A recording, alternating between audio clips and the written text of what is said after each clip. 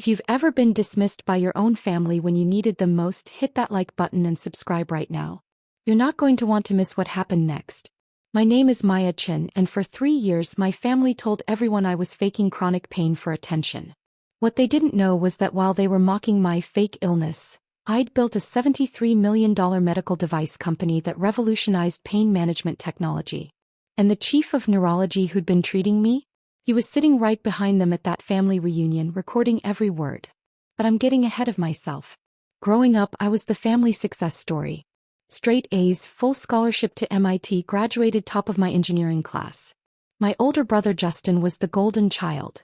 Charismatic, popular, terrible with money but great at convincing our parents he was destined for greatness.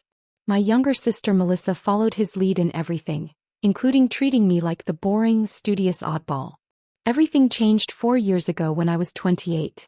I'd been working as a senior engineer at a medical device firm in Boston when the symptoms started. First, it was just fatigue and muscle aches I attributed to long hours. Then came the stabbing pain in my joints, the brain fog so thick I'd forget entire conversations, the migraines that left me vomiting in my office bathroom. 6 months of tests. Dozens of doctors. Finally, diagnosis. Fibromyalgia, complicated by early-onset degenerative disc disease and a rare autoimmune condition. Chronic, incurable, debilitating. I called my parents from the neurologist's office, crying. My mom's first words? Are you sure you're not just stressed? You've always been dramatic about minor things. Dad added, your brother works 80-hour weeks and he's fine. Maybe you need to exercise more. That should have been my first warning. I moved back to Chicago to be closer to family while managing my conditions. Bad decision. Within 2 months, the family narrative shifted from Maya's stressed to Maya's faking for attention. The evidence? I looked fine on good days. I could sometimes walk without my cane. I smiled in photos. To them, chronic invisible illness meant I was lazy, manipulative, and pathetic. Justin led the charge. At Sunday dinners, he'd do exaggerated limps, mocking my gait. Oh, I can't possibly help with dishes, my fibromyalgia is acting up. Everyone laughed, including our parents. Melissa started posting on social media about her sister who claims to be disabled but somehow manages to go to coffee shops. The comments from extended family were brutal.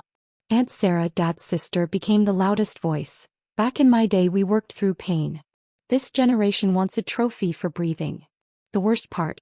They started blocking my access to medical care. I was on Dad's insurance, he's a hospital administrator. When I got a referral to a specialist pain clinic, the claim was denied. When I asked Dad about it, he said, we're not wasting money on enabling your delusions. Mom went through my apartment when I was at a doctor's appointment and threw away my medications. You don't need these. You need therapy and a job. They pressured me to stop using my cane. You're embarrassing us in public. They told extended family I'd been fired for incompetence when I'd actually gone on medical leave. They started a family text chain without me, where they discussed intervention strategies for my Munchausen syndrome. I found out because Justin accidentally sent me a screenshot meant for Melissa. Mom says we need to cut Maya off completely. She'll never get better if we enable her. That was 18 months ago. That's when I stopped telling them anything real about my life. What my family didn't know was that I'd never stopped working. I just stopped telling them about it. During my good hours, the brief windows between pain flares when my brain was clear, I worked. From my apartment, in coffee shops, on cushioned chairs, from hospital waiting rooms. I freelanced as a medical device consultant, leveraging my MIT engineering degree and my intimate knowledge of chronic pain management. I noticed a massive gap in the market. Existing pain management devices were clunky, expensive, and ineffective for conditions like mine. TENS units that didn't work. Nerve stimulators that required surgery. Nothing portable, affordable, and actually helpful. So I designed something better. I used my savings and a small business loan to build a prototype. A wearable device that combined TENS therapy, heat therapy, and biofeedback sensors in a sleek, discreet band. It looked like a fitness tracker but provided targeted pain relief based on real-time nerve activity readings. I called it Neuropulse. I tested it on myself first. Then I found a small clinical trial through my neurologist, Dr. Marcus Rivera, the chief of neurology at Northwestern Memorial Hospital. He'd been one of the only doctors who truly believed me, who listened, who saw my pain as real and valid. Dr. Rivera became my mentor and my medical advocate. He introduced me to investors interested in pain management technology. He connected me with other chronic pain patients willing to test Neuropulse. He documented everything. Every appointment, every test result, every instance of my family's medical neglect. "You might need this someday," he told me during one appointment, holding up a folder. "People don't believe in visible illnesses until they see undeniable proof." The clinical trial results were revolutionary.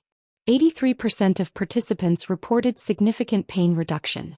91% preferred Neuropulse to their current pain management solutions. Within 8 months, I had venture capital funding. Within a year, I had FDA approval. Within 18 months, Neuropulse Medical Devices was valued at $73 million. I hired a team of 12 employees, many of whom had chronic pain conditions themselves. I kept my CEO role quiet. I used my middle name professionally, Maya Lee, to keep family from Googling their way to my success. I worked from home most days, attended board meetings via video, and structured my schedule around my health needs. I made Forbes 30 Under 30 in healthcare. I spoke at medical conferences about patient-centered device design. I signed distribution deals with major hospital systems, including Northwestern Memorial, where my father worked in administration. He had no idea the breakthrough pain management device his hospital was purchasing came from me. My salary and stock options put me at $2.3 million in annual income. I paid off my medical debt. I bought an accessible condo with wide doorways and a walk-in tub. I finally had health insurance that actually covered my treatments. And I told my family nothing. Why? Because I needed to know the truth. Would they love me without money? Would they believe my illness was real even if I wasn't successful? Would they apologize for their cruelty if they had nothing to gain? I already knew the answer. But I wanted to watch them prove it. The family reunion was Aunt Sarah's idea. A chance to reconnect after Maya's troubled few years. According to the family group chat I'd been added back to. The invitation came with strings. "We expect you to attend without the dramatics. No canes, no talk about your conditions, and please dress appropriately. This isn't about you." I almost declined. But Dr. Rivera convinced me otherwise. "Maya, I've been documenting their medical neglect for 18 months, he said during my appointment 2 weeks before the reunion. "The interference with your care, the medication disposal, the insurance blocking. In some states, that's criminal elder abuse. You're under 35, but the principles apply. This is medical neglect of a dependent adult." He showed me the file. 37 documented instances. Recorded phone calls where Dad discussed denying my insurance claims. Text messages from Mom admitting she threw away my medication. Social media posts from Melissa encouraging others to stop enabling Maya's victim mentality. "I've been invited to your family's reunion," Dr. Rivera continued. "Aunt Sarah's husband works at Northwestern. I'm his wife's neurologist. She has no idea I'm your doctor, patient privacy laws, but I'll be there. If they publicly dismiss your conditions again, I want permission to intervene."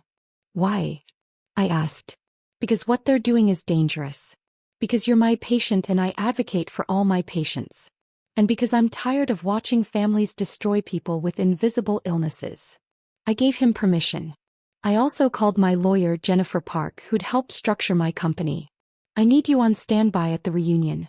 If things go the way I think they will, I'm finally ready to set boundaries." Jennifer had been pressuring me to pursue legal action against my family for months. She'd compiled evidence of fraud. Mom had opened credit cards in my name during my medical leave, racking up $47,000 in debt I'd only discovered during a credit check for business financing. Dad had forged my signature on documents claiming I'd voluntarily withdrawn from his insurance. "I'll be ready," Jennifer said. "Say the word and I'll make the call." The reunion was held at Aunt Sarah's McMansion in Naperville. 70 people, extended family, friends, even some of my parents' colleagues from the hospital. I wore a simple dress and brought my cane. Not because I was trying to provoke them, but because I needed it. I'd had a bad pain flare the night before and my right hip was barely functional. Dr. Rivera arrived with his wife, Aunt Sarah's husband's sister. He spotted me immediately and gave a subtle nod. He was wearing a microphone disguised as a tie clip. Legal in Illinois, single-party consent for recordings. Jennifer was parked 3 blocks away with a police detective, Officer Martinez, who specialized in elder abuse and financial fraud cases. She'd been building a case file based on my documentation. Your family has committed multiple crimes, Jennifer had explained. Identity theft, insurance fraud, medical neglect. The moment they publicly disparage your conditions again while actively interfering with your medical care, we have grounds for both criminal and civil action. I didn't want revenge. I wanted acknowledgement. I wanted them to face what they'd done. But I also wanted consequences. Drop a comment and let me know where you're watching from tonight. The reunion started pleasantly enough. I stayed in a corner chair with good back support, chatting with distant cousins who didn't know the family drama. Dr. Rivera and his wife mingled nearby, positioned with clear audio range. Then Justin spotted me. "Oh look, Maya brought her prop," he announced loudly, pointing at my cane. 20 people turned to look. "How much attention do you need today, sis?" Melissa joined in. "She probably practiced her limp in the mirror this morning." I said nothing. Just gripped my cane tighter. Mom approached with Aunt Sarah and 3 of Dad's hospital colleagues. "Maya, we need to talk about your attendance here. We specifically asked you not to make this about yourself." "I'm sitting quietly," I said. "I'm not making anything about anything." "The cane," Aunt Sarah interjected. "It's performative. We all know you're perfectly capable of walking normally. I've seen you at Target without it." "I have good days and bad days," I explained, keeping my voice level. "Today is a bad day." Dad joined the growing circle. "Maya, enough. We've enabled this long enough. You need to hear some hard truths." Then Mom did it. She turned to face the entire party and raised her voice. "Everyone, can I have your attention?" The room fell silent. "I want to address something," Mom continued. "My daughter Maya has been claiming to have fibromyalgia and several other conditions for 3 years now. She's been using these claims to avoid work, to get attention, and to make our family look bad." My heart pounded. This was it. "She's just pretending to have fibromyalgia," Mom announced, gesturing at me like I was evidence in a trial. "She's perfectly fine when she wants attention." Dad nodded enthusiastically. "We've tried everything. Therapy, interventions, tough love. She refuses to accept that she's healthy and just needs to work harder." Justin laughed. "Yeah, Maya's great at looking pathetic. Should have been an actress." Melissa pulled out her phone. "I'm actually making a TikTok series about family members who fake disabilities for sympathy. Maya's my inspiration." Aunt Sarah added, "In my professional opinion, I'm a retired nurse. Maya shows classic signs of Munchausen syndrome. She's addicted to victim status." I gripped my cane. My hands were shaking, from pain, from rage, from 3 years of gaslighting crashing down at once. Then Dr. Marcus Rivera stood up. "Excuse me," he said, his voice cutting through the room like a scalpel. "I'm Dr. Marcus Rivera, Chief of Neurology at Northwestern Memorial Hospital." The room froze. Dad's face went pale. He recognized Dr. Rivera from the hospital. Dr. Rivera walked toward my family, pulling a tablet from his bag. "I've been Maya's treating physician for 3 years. I've been standing here for the last 40 minutes listening to you publicly disparage and medically gaslight your daughter." He turned the tablet toward the crowd. "These are Maya's MRI results. Spinal degeneration at L4, L5 and L5, S1. Nerve impingement. Documented autoimmune markers. Fibromyalgia diagnosis confirmed by 3 independent specialists." Mom's mouth opened and closed soundlessly. "But here's what's truly disturbing," Dr. Rivera continued, his voice hardening. "I've also documented 37 instances of medical neglect and interference over the past 18 months. Would you like me to list them publicly?" "You can't, patient privacy," Dad stammered. "Maya gave me explicit consent to disclose this information in situations where her medical care is being publicly undermined," Dr. Rivera said. He looked at me. "Maya?" I nodded. Dr. Rivera pulled up another document. "Patricia Chin, you admitted via text message to disposing of your daughter's prescribed medications on 3 separate occasions. That's criminal interference with medical treatment." Mom's face drained of color. That's out of context. "David Chin, You used your position as hospital administrator to block your daughter's insurance claims for necessary specialist care. That's insurance fraud and abuse of power. I've filed a complaint with hospital ethics. Dad collapsed into a chair. Several of his colleagues stepped back, whispering, Justin Chin, you've used social media to publicly defame your sister, claiming she's faking a disability. That's defamation and disability discrimination. Justin's face went red. This is bullshit. And Aunt Sarah, Dr. Rivera turned to her. You've been practicing medicine without a license by diagnosing Maya with a psychological condition and advising family members to withhold medical support. Your nursing license expired in 2003. Aunt Sarah dropped her phone. The crack of glass shattering echoed through the silent room. Now, Dr. Rivera said calmly, would anyone else like to publicly comment on Maya's medical conditions? Because I have recordings of this entire conversation, and I'm prepared to use them in multiple legal proceedings. The room erupted in whispers. Extended family members stepped away from my parents. Dad's colleagues were filming on their phones. I stood up, leaning heavily on my cane. I have something to add. Mom looked at me with panic in her eyes. Maya, sweetheart, we can talk about this privately. No, I said firmly. You made this public. We're finishing it publicly. I pulled my own tablet from my bag. I'd come prepared. While you've been telling everyone I'm a faking, unemployed burden, I've been building something. I turned the tablet to show the screen. The Neuropulse Medical Devices homepage featuring my face and title, Maya Lee Chin, founder and CEO. Melissa gasped. Wait, that's the company. The company Dad's hospital just purchased 47 devices from? Yes. I pulled up the invoice. $847,000 purchase order. Signed by David Chin, hospital administrator. Dad's face went from pale to gray. That's you. Neuropulse Medical Devices is currently valued at $73 million, I continued. We've sold devices to over 300 hospitals nationwide. I made Forbes 30 under 30 in healthcare. And I did it all while managing the conditions you claim don't exist. I pulled out a folder, my own documentation weapon. But here's what you're really not going to like. Mom, remember those credit cards you opened in my name? I have the documentation. $47,000 in fraudulent charges. That's identity theft. I slid the folder across to where she was standing. She didn't pick it up. Dad, those insurance claim denials? I have copies of your emails discussing how to block my coverage. That's insurance fraud and abuse of dependent adult laws.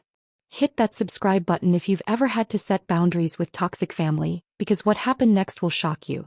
And everyone in this family who participated in the group chat about my Munchausen syndrome? I have screenshots. That's defamation, and in Illinois it's actionable. Justin tried to laugh it off. You can't sue your own family. The doorbell rang. Aunt Sarah went to answer it. 2 police officers and a woman in a business suit entered. The woman was Jennifer Park, my lawyer. Good evening, Jennifer said. I'm representing Maya Chin in multiple legal matters involving members of her family. Officer Martinez is here regarding potential criminal charges. Officer Martinez stepped forward.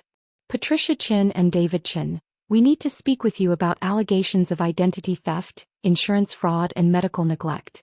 You're not under arrest at this time, but you need to come to the station for questioning. Mom started crying. This is insane. Maya, you can't do this to your own mother. You did this to yourself, I said quietly. Every dismissive comment. Every time you told people I was faking. Every medication you threw away. Every insurance claim you blocked. You chose cruelty over compassion. You chose your pride over my health. Dr. Rivera stood beside me. For the record, Maya's conditions are severe enough that the medical neglect she experienced could have resulted in permanent damage or death. Fibromyalgia patients are at high risk for suicide due to chronic pain and lack of support. You're lucky your daughter is still alive. The room was dead silent except for Mom's crying. I turned to face my entire family. I don't expect apologies. I don't expect understanding. I'm simply declining to have relationships with people who've spent 3 years trying to convince me my suffering wasn't real. Jennifer handed documents to my parents, Justin and Aunt Sarah. These are cease and desist orders. No contact with Maya. No public statements about Maya. Violations will result in immediate legal action. I picked up my cane and walked toward the door. My chosen family was waiting outside. My business partner Rachel, who had chronic pain and understood. My girlfriend Simone, who'd never once doubted my illness. My therapist Dr. Kim, who'd helped me rebuild my shattered self-worth. Before I left, I turned back one more time. You taught me exactly how much I was worth to you. So I raised my price. You can't afford me anymore. Not financially, not emotionally, not in any way that matters. Paper beats promises every single time. I have documentation of everything. You have excuses. I wasn't hiding. I was watching. Every time you dismissed me, you were building my case. Then I walked out. Dr. Rivera followed, along with Jennifer and the officers with my parents. Behind me, I heard Aunt Sarah scream. Within 24 hours, my parents were formally charged with identity theft and insurance fraud. Dad was suspended from his hospital administrator position pending investigation. The hospital launched an ethics review into his misuse of authority. Mom's credit cards, the legitimate ones, were declined when she tried to pay for gas. Turns out Dad's salary was frozen during the investigation. They'd been living paycheck to paycheck, leveraging Dad's position for perks they could no longer access. Justin's TikTok account, where he'd been mocking me, went viral, but not the way he wanted. Disability rights advocates found his content and reported him en masse. His account was banned. His employer, a corporate PR firm, fired him for conduct unbecoming and liability risk. Melissa's fake disability TikTok series was discovered by her graduate school. Northwestern's social work program, ironically where Dr. Rivera also taught, expelled her for violating ethics codes before even completing her degree. Aunt Sarah received a cease and desist from the state medical board for practicing nursing without a valid license. Her husband filed for divorce 3 days later. Turned out Dr. Rivera's wife had been telling him about Sarah's cruelty for months, and he was done. Within a week, the story hit local news. Hospital administrator charged with insurance fraud against disabled daughter. Dad's colleagues abandoned him. The hospital network announced he'd been terminated. Within 2 weeks, my parents' mortgage went into default. Dad's salary had been their only income. Mom hadn't worked in 20 years. Banks denied their loan applications. They put the house up for sale at a loss. Within a month, the civil suits were settled. My parents paid restitution for the identity theft, $47,000 plus damages, totaling $89,000. They paid my legal fees, $34,000. They signed over any claim to future contact or inheritance rights. Justin moved back in with our parents in their rental apartment, a 2-bedroom in a neighborhood they'd once sneered at. He was working as a night shift supervisor at Walgreens for $17 an hour. Melissa moved to Arizona to live with distant relatives, starting over with a ruined academic record. Dad pled guilty to insurance fraud and received 2 years probation, 300 hours of community service, and permanent prohibition from healthcare administration roles. Mom pled guilty to identity theft and received 18 months probation. Aunt Sarah's divorce was finalized. She lost the McMansion, the cars, and her social standing. Last I heard, she was working retail and living in a studio apartment. The extended family fractured. Half apologized to me and cut contact with my parents. Half tried to stay neutral and ended up trusted by neither side. Dr. Rivera testified in my case and became something of a hero in the chronic illness community. He started a foundation focused on medical advocacy for patients with invisible disabilities. My company grew. We launched Neuropulse 2.0 with even better pain management features. Valuation hit $127 million. Me. I kept building my life with people who'd earned their place in it. It's been 6 months since the reunion. I haven't spoken to my parents, Justin, Melissa, or Aunt Sarah since that night. The court orders remain in effect. My parents sent letters through their lawyer, groveling apologies, promises to do better, requests for reconciliation. I didn't respond. Jennifer handles all communication. Last month, Dad had a health scare, minor heart attack. Extended family reached out, trying to guilt me into visiting. He's your father. He could have died. I sent flowers to the hospital. The card read, "Wishing you a full recovery." May you receive better medical support than you provided me. I didn't visit. Some people think I'm cruel. That family should forgive family. That I'm holding a grudge. But here's what I learned. Forgiveness doesn't require relationship. I've forgiven them in the sense that I don't spend my energy hating them. I've moved on. But moving on doesn't mean moving back. They didn't just dismiss my illness. They actively harmed me. They stole from me. They endangered my health. They spent 3 years trying to convince me I was crazy. And when given the chance to apologize privately, they chose public humiliation instead. I don't owe them my presence. I don't owe them access to my success. I don't owe them the peace of mind that comes from my forgiveness, meaning reconciliation. I owe myself protection. I owe myself peace. I owe myself a life surrounded by people who believe me when I say I'm in pain. My chosen family is thriving. Simone and I moved in together. Rachel and I are developing Neuropulse 3.0 with AI-assisted pain prediction.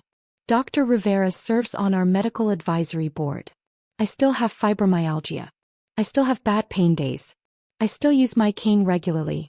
But I'm also running a multimillion-dollar company, changing lives and proving that disability and success aren't mutually exclusive. Last week I spoke at a chronic illness conference. 200 people with invisible disabilities, all fighting for recognition, for belief, for dignity. I told them my story. I showed them the photos from the reunion. The moment Dr. Rivera stood up, the moment my family's faces changed, the moment I walked out. And I told them what I wish someone had told me 3 years ago. Your pain is real. Your experience is valid. And you don't owe anyone access to you while they're denying your reality. You're not faking. You're not weak. You're not too sensitive. You're surviving something they can't see, and that makes you stronger than they'll ever understand. Build your life anyway. Build your success anyway. Build your happiness anyway. And when they finally see what you've become without them, don't look back. The room gave me a standing ovation. Those who could stand. Others raised their canes, their crutches, their hands. A room full of people who understood. That's my family now. As for my biological family, I hear they're struggling. Dad can't find work in healthcare. Mom had to get a job for the first time in decades. She's doing medical billing, ironically. Justin's still at Walgreens. Melissa's working at a call center. They lost their reputation, their financial stability, their comfortable life. All because they couldn't accept that their daughter was sick. Sometimes I wonder if they finally believe I was telling the truth.